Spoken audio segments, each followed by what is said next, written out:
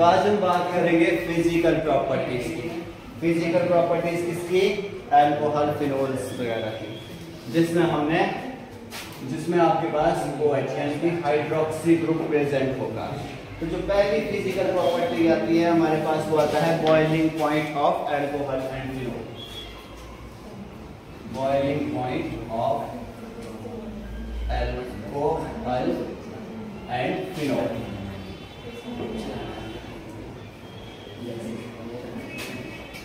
अब आप देखिए अल्कोहल एंड फिनोल में क्या है आपके पास।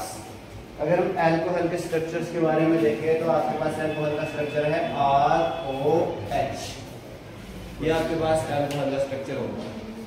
और वहीं फिनोल का स्ट्रक्चर आपके पास ऐसा होगा, ये आपके पास OH। अब यहाँ पर देखिए आपके पास ऐसा भी आपके पास अल्कोहल का स्ट्रक्चर हो सकता है ROH।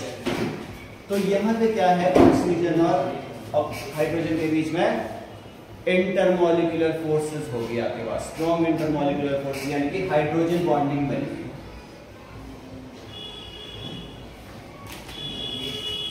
यहाँ पे अगर आपके पास कोई, ये भी आपके पास फिनोल का स्ट्रक्चर है, यहाँ पर भी आपको हाइड्रोजन बॉन्डिंग देखने को मिलेगी।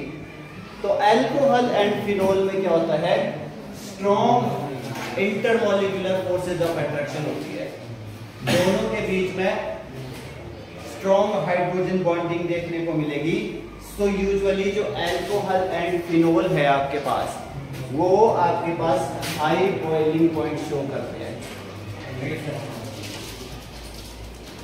कैसा होगा आपके पास, हाई बॉइलिंग पॉइंट होगा अल्कोहल का एंड फिनोल का। और साथ में ये बोलता है कि अगर आप यूजुअली अल्कोहल और फिनोल को देखें तो उसका सिमिलर मॉलिक्यूल्स के कंपैरिजन में अल्कोहल एंड फिनोल का जो बॉइलिंग पॉइंट होगा वो थोड़ा ज्यादा आता है on the basis of molar mass. जैसे आप इसको समझिए, आपके पास है CH3 CH2OH, एक कंपाउंड आपके पास ये है, दूसरा कंपाउंड आपके पास है CH3O CH3, ये आपके पास है ईथर, ये आपके पास है ईथर और ये आपके पास है अल्कोहल। अगर आप दोनों का मोलर मास देखो, कार्बन का मोलर मास कितना होता है 12, मास 12 होता है ना। दो कार्बन का कितना हो गया 24 प्लस कितने हाइड्रोजन है 3 2 5 6 प्लस ऑक्सीजन का कितना हुआ 16, तो कितना हुआ 6 4 46, तो मोलर मास है 46। अगर आप इसका देखो तो यहाँ पे 24 प्लस 6 प्लस 16, यही है ना, यहाँ पर भी 6 हाइड्रोजन और एक ऑक्सीजन, यहाँ पर भी आपको 46 देखने को मिलेगा। लेकिन जो बॉइलिंग पॉइंट ज्यादा देखने को मिलेगा वो अल्कोहल का देखने को मिलेगा, because of strong intermolecular forces, यानी कि हाइड्रोजन बॉन्डिंग इसमें ज्यादा होती है। अब ईथर में उतनी ज्यादा हाइड्रोजन बॉन्डिंग नहीं होती है, क्लियर है। अल्कोहल और फिनोल में हाइड्रोजन बॉन्डिंग ज्यादा होती है, जिस वजह से आपको इसका बॉइलिंग पॉइंट थोड़ा ज्यादा देखने को मिलता है। अगर आप इसको हेलो एल्केन से कंपेयर करें तो हेलो एल्केन से जब आप कंपेयर करते हैं तो भी आपके पास अल्कोहल का बॉइलिंग पॉइंट ज्यादा आता है।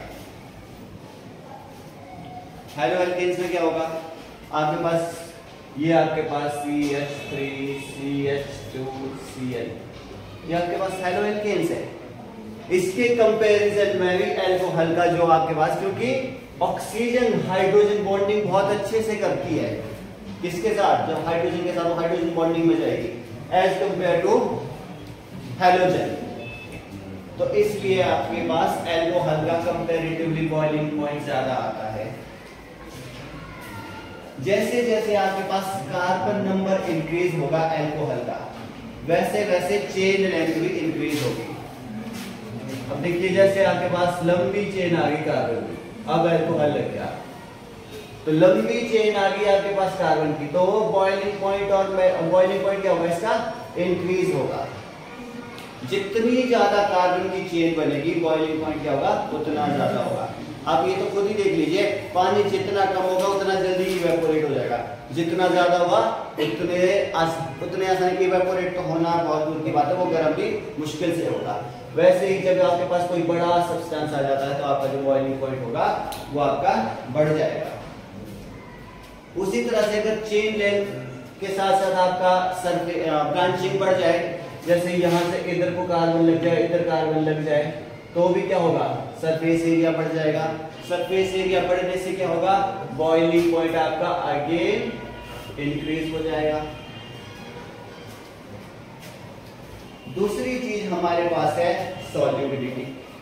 पहली जो फिजिकल प्रॉपर्टी हमारे पास आई वो आई boiling point of alcohol.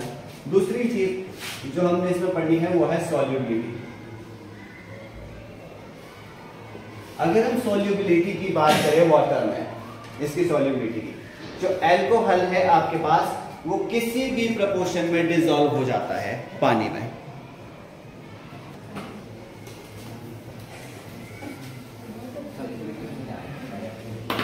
Solubility किस पे डिपेंड करेगी, ये भी इंटरमॉलिक्यूलर फोर्स ऑफ अट्रैक्शन पे ही डिपेंड करेगी आपके पास। अब ये आपके पास है एल्कोहल ROH। अब आप ये किस में जाएगा, पानी में।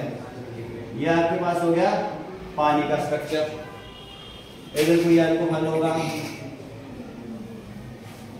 अब आप देखिए ये हाइड्रोजन बॉन्डिंग करेगी, ये हाइड्रोजन बॉन्डिंग में जाएगा, और अगर ये हाइड्रोजन बॉन्डिंग में जाएगा, ये हाइड्रोजन बॉन्डिंग में जाएगा, तो इसमें स्ट्रॉन्ग हाइड्रोजन बॉन्डिंग होती है। तो जो एल्कोहल है आप किसी भी प्रपोर्शन में डाल दो वाटर में, वो डिसॉल्व हो जाती है। अब शराब को देख लीजिए, पानी में डाल दो अच्छे तरीके से डिसॉल्व हो जाती है। वो डालिए कभी, डालते हुए तो देखी होगी है शराब पानी में, पानी को शराब में डालते हुए देखा होगा, तो वो अच्छे तरीके से डिसॉल्व हो जाती है। बात क्लियर है। लेकिन अगर हम यहाँ पर देखें, अगर आप ब्रांचिंग को छोड़ो, आप चेन लेंथ बढ़ाते हो, लंबी चेन ले रखी है आपने, अब जाके अल्कोहल है। आप मुझे इसमें बताइए कि इसकी सॉल्युबिलिटी वाटर में कैसी होगी, इसकी सॉल्युबिलिटी वाटर में कम होगी। ऐसा क्यों हुआ, क्योंकि जो वाटर है वो कैसा है, नॉन पोलर। अब हमें ये बात पहले से ही पता है कि नॉन पोलर में डिसॉल्व होता है, पोलर कंपाउंड में ही डिसॉल्व होता है। ये जो अल्कोहल है आपके पास यहाँ पे, ये आपके पास है पोलैरिटी है ना, इसमें दोनों के बीच में यहाँ पर इलेक्ट्रोनेगेटिविटी का डिफरेंस है। वाटर कैसा है, वाटर ऑल्सो पोलर, क्योंकि आपके पास ये है वाटर का जो फॉर्मूला है, ये यहाँ पर भी आपके पास पोलैरिटी देखने को मिलती है। लेकिन अगर आप कार्बन चेन की बात करो, यहाँ पर ये कैसा है, ये नॉन पोलर नेचर की है, क्योंकि इसके बीच में तो इलेक्ट्रोनेगेटिविटी का डिफरेंस नहीं है। तो जितनी लंबी चेन होगी नॉन पोलर प्रॉपर्टीज उतनी ज्यादा बढ़ेगी। अब नॉन पोलर पानी में डिसॉल्व नहीं होता है, तो इसलिए जैसे ही आपकी चेन लेंथ बढ़ती है उसकी वजह से क्या होता है, आपका जो सॉल्युबिलिटी होती है वाटर में वो कम हो जाती है। तो यहाँ पर जो सॉल्युबिलिटी होगी, जैसे ही आपने चेन बढ़ाई, चेन इंक्रीज, सॉल्युबिलिटी डिक्रीज। अगर आप चेन की जगह देखो, यहाँ कितने कार्बन, 1 2 3 4 5 6 7 कार्बन की चेन है आपके पास। अगर आप चेन की जगह ब्रांचिंग यूज करते हैं,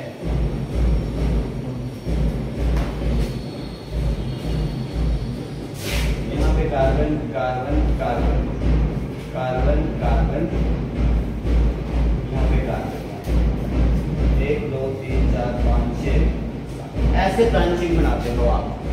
अब क्या हो गया, जो आपका सरफेस एरिया है, अब सरफेस एरिया कम हो गया आपके पास। पोलैरिटी है, सॉरी नॉन पोलर अभी भी ये है, लेकिन आपका जो सरफेस एरिया है वो कम हो गया। अभी इतना बड़ा कंपाउंड था, पानी में डिसॉल्व होना मुश्किल था, लेकिन अब सरफेस एरिया कम हो गया तो इसका ज्यादा से ज्यादा पार्ट क्या होगा, पानी में डिसॉल्व होगा और कम से कम पार्ट अनडिसॉल्व रह जाएगा। तो जैसे भी आप सरफेस एरिया बढ़ाओगे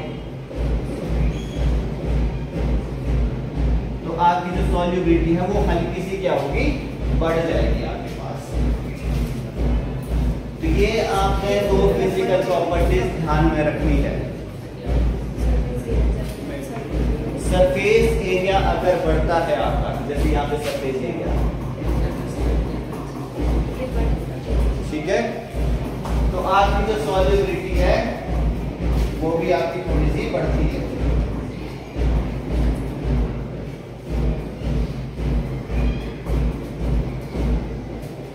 तो ये दो फिजिकल प्रॉपर्टीज आपको ध्यान में रखनी है अल्कोहल एंड फिनोल की। ये आपकी अपनी नॉलेज के लिए है। कई बार कॉम्पिटेटिव में पूछ दिया जाता है, रीजनिंग में पूछे जाते हैं ऐसे क्वेश्चन। बोर्ड में निश्चित रहो, एचपी बोर्ड में इनकी औकात नहीं है इतनी कि तुम लोगों से ये पूछ ले।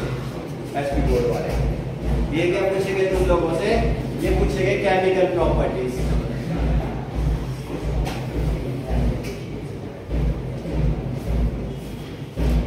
शायद एनसीईआरटी की बुक में आपको केमिकल रिएक्शन लिखा होगा, मिलेगा। केमिकल प्रॉपर्टीज या केमिकल रिएक्शन। सबसे पहले हम बात करेंगे इसमें अल्कोहल की पढ़ेंगे, केमिकल प्रॉपर्टीज। अल्कोहल आपके पास है, पहला पॉइंट आप इसमें ध्यान रखना है कि alcohol is versatile in nature.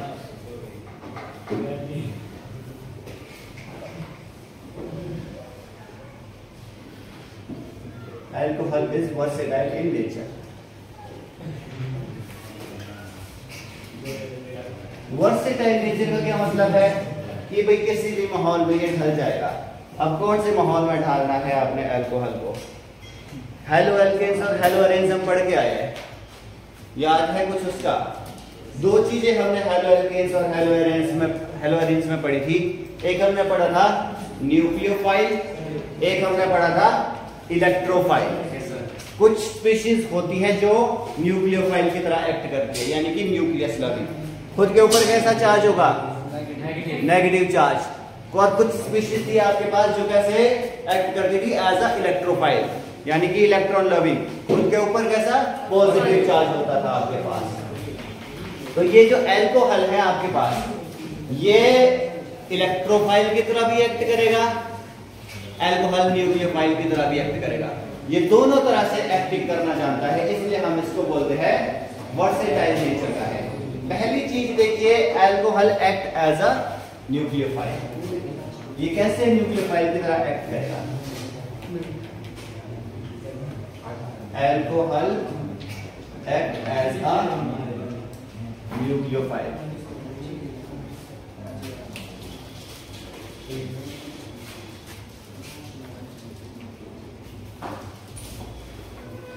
CH3 CH2OH,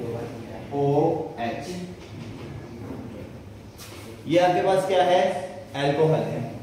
इसके सामने कोई कार्बोकेटाइन आ जाता है, क्या आ गया? कोई कार्बोकेटाइन आ गया। अब ये क्या है? Positive charge, nucleus. अल्कोहल कैसा है? Nucleus loving.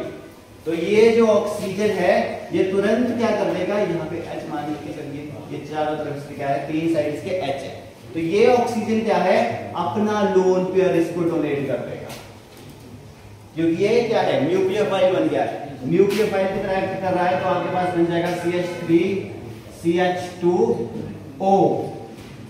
यहां पे है H, एक लोन पेयर तो इसका एज इट इज रह गया, साथ में किसको दे दिया इसने? कार्बन को दे दिया इसने अपना लोन पेयर। बात क्लियर है? क्योंकि इसने अपना लोन पेयर इसको दे दिया तो इसके ऊपर क्या आ गया? Positive charge. और अब इतनी ऑर्गेनिक केमिस्ट्री समझने के बाद तुम्हें इतना तो समझ आ ही गया होगा, इतना पढ़ने के बाद, कि ऑक्सीजन कभी भी पॉजिटिव चार्ज में रहना पसंद नहीं करता।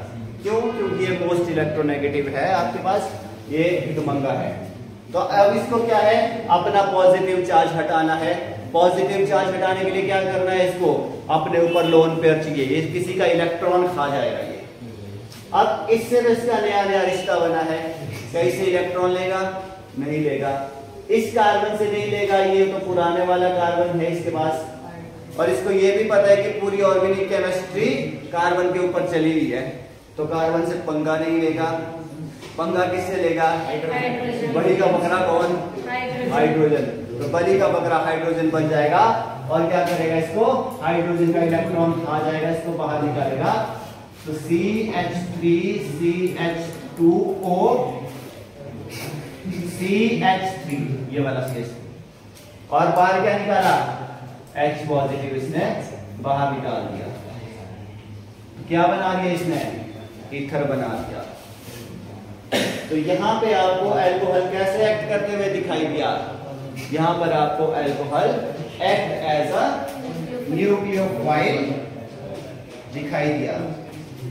तो हम यहां पर इसके बेसिस पे reaction due to cleavage of OH bond, यानी कि कौन से क्लीवेज किसकी देखने को मिली आपको, कौन सा बॉन्ड टूटा, हेटेरोलिटिक क्लीवेज देखने को मिली आपको, किसके बीच में, ऑक्सीजन और हाइड्रोजन के बॉन्ड के बीच में, मतलब ये हाइड्रोजन के इलेक्ट्रॉन को खा गया।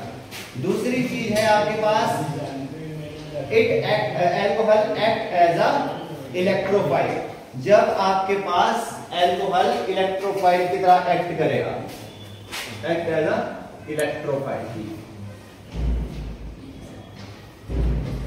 तो आपके पास जो बॉन्ड टूटेगा वो COH का बॉन्ड टूटेगा।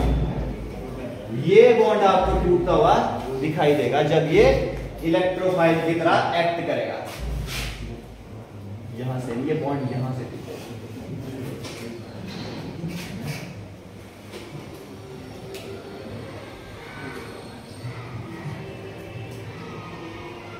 बॉन्ड यहीं से टूटेगा क्योंकि इलेक्ट्रोनेगेटिव है ना, ये OH बॉन्ड टूटेगा।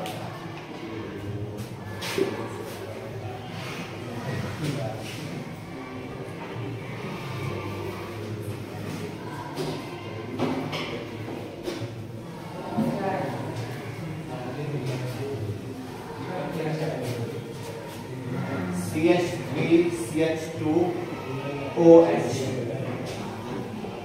ये आपके पास है अल्कोहल। अब इसके पास आपको पता है ये है कुछ इस तरीके से, सामने से कोई एसिड इसमें पड़ जाए, क्या पड़ेगा इसमें, एसिड पड़ गया इसमें, यानी कि H पॉजिटिव। अब क्या होगा, अब आपको पता है कि जब ये H पॉजिटिव इसमें पड़ता है तो ऑक्सीजन से इस H पॉजिटिव का दुख देखा नहीं जाएगा, तो जब देखा नहीं जाएगा तो ये क्या करेगा, इस H पॉजिटिव को अपना लोन पेयर डोनेट कर देगा। तो जब इसने अपना लोन पेयर डोनेट किया तो क्या बन गया, CH3CH2OH H पॉजिटिव, एक ही लोन पेयर रह गया इसके पास। फिर से वही वाली कंडीशन आ गई। अब सामने से इसमें कोई हाइड्रोजन बढ़ गया, मानने के लिए Br नेगेटिव आपने इसमें डाल दिया। अब आपको पता है, यहां पे देखिए कि क्या होगा आपके पास,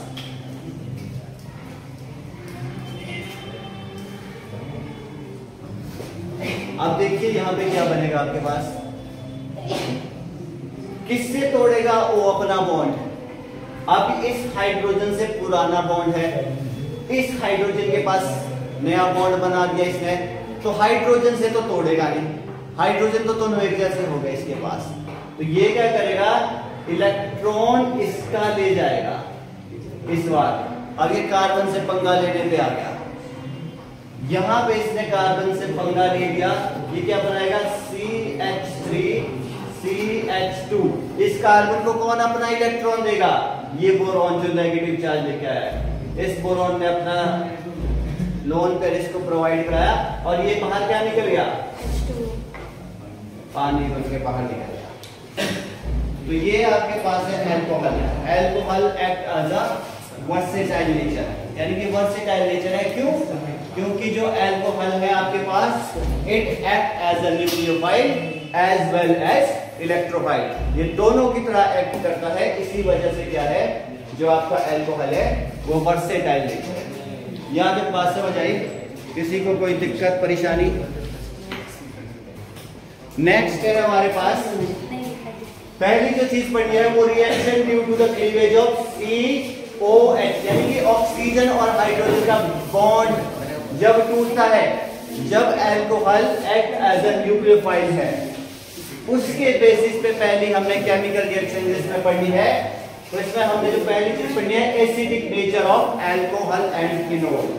यानी कि यहां हम देखेंगे जब एसिड मेटल के साथ रिएक्ट करता है, एसिड प्लस मेटल क्या बनता है आपके पास 10th क्लास में पढ़ के आए हो। जब एसिड मेटल के साथ रिएक्ट करता है 10th क्लास का एसिड बेस एंड सॉल्ट वही पढ़ के आए हो। हाइड्रोजन रिलीज होता है, सॉल्ट बनता है। यस सर, सॉल्ट बनता है और हाइड्रोजन गैस क्या होती है, निकलती है उस रिएक्शन से, हाइड्रोजन गैस आपकी रिलीज होती है। और जो एसिड है आपके पास ये रिएक्ट करता है आपके पास स्ट्रॉन्ग एसिड से, such as potassium, sodium, magnesium, aluminium, इनके साथ ये रिएक्ट करता है आपका।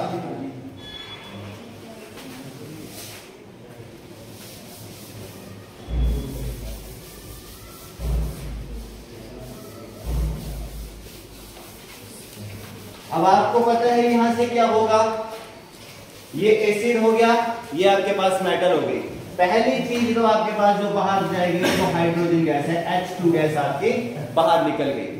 बच क्या गया आपके पास, एक R बच गया, O बच गया और Na बच गया, ट्वाइस ऑफ RO Na बच गया। ये आपका सॉल्ट बन गया, ये आपकी हाइड्रोजन गैस बाहर रिमूव हो गई।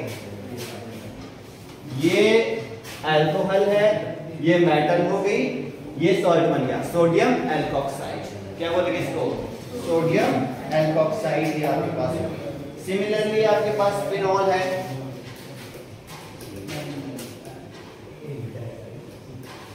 ये आपके पास है फिनॉल प्लस Na।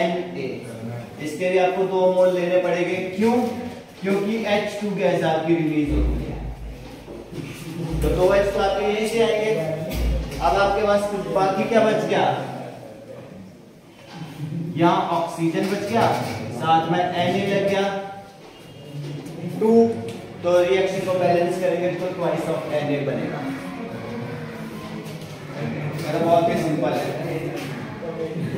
यहां से हमें पता चलता है कि जो आपका एल्कोहल एंड फिनोल है वो कैसे है, alcohol and phenol H positive donor है, यानी कि एसिड है, हाइड्रोजन दे रहे हैं ना, ये H हाइड्रोजन रिलीज कर रहे हैं, तो ये जो आपके पास एल्कोहल एंड फिनोल है,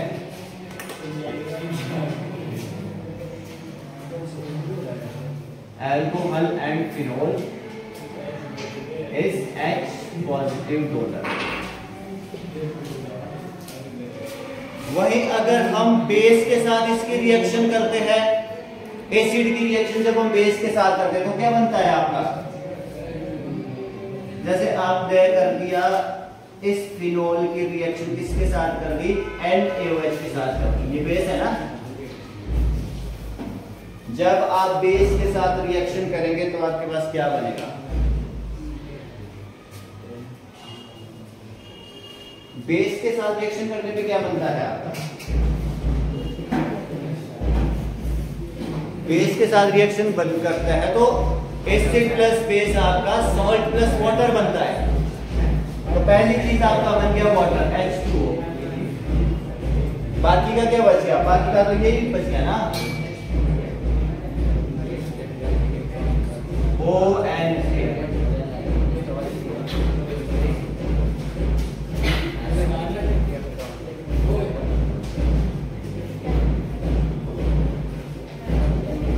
इसमें एक बात याद रखना कि जो एल्कोहल फिनोल है, alcohol and phenol act as a constant acid, star बना के पॉइंट लिख लो। Alcohol and phenol act as a Bronsted acid.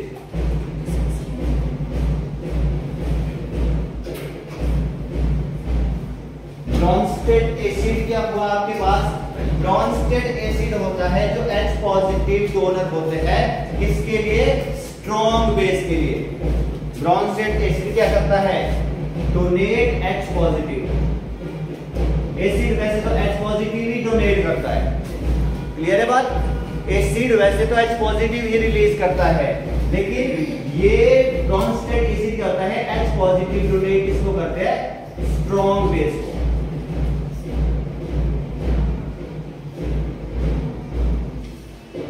जो भी स्ट्रॉन्ग बेस को H पॉजिटिव डोनेट करता है उसको क्या बोलेंगे? Brønsted acid. आज के लेक्चर में बस नहीं, बाकी आगे कल पढ़ेंगे।